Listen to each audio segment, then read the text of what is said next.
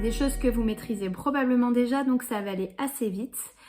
Une petite définition pour commencer. Ranger des nombres dans l'ordre croissant, c'est les ranger du plus petit au plus grand.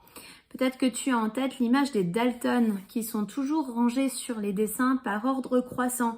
On commence avec Joey le plus petit, Jack, William et Avril le plus grand.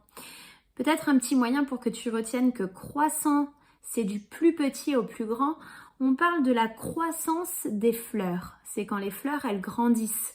Ou des plantes, peu importe, ou même la croissance d'un enfant. Croissant, c'est du plus petit vers le plus grand. Et évidemment, ranger des nombres dans l'ordre décroissant, c'est les ranger du plus grand au plus petit cette fois-ci. Donc on est dans l'autre sens. Alors, une petite remarque, pour ranger les nombres dans l'ordre croissant et dans l'ordre décroissant, on va utiliser des symboles. On a deux symboles qui sont pratiquement les mêmes et les voici. Inférieur à, quand on range dans l'ordre croissant, du plus petit vers le plus grand, on va mettre ce symbole ci. Avec le nombre plus petit devant, le symbole, et le nombre plus grand derrière. La pointe ici, elle est petite, donc elle va du côté du nombre le plus petit. Et l'écart de ce côté-là, il est grand, donc il va du côté du nombre le plus grand.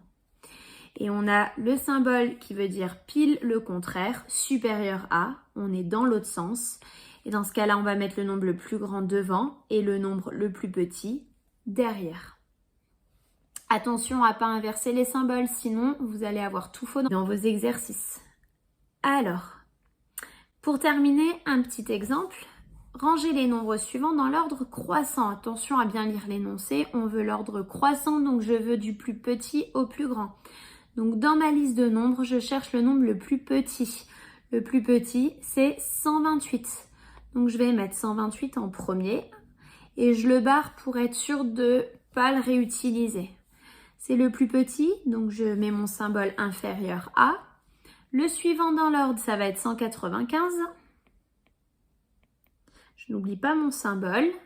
Ensuite, on a 254. Ensuite, il nous reste 321. Et pour terminer, 517.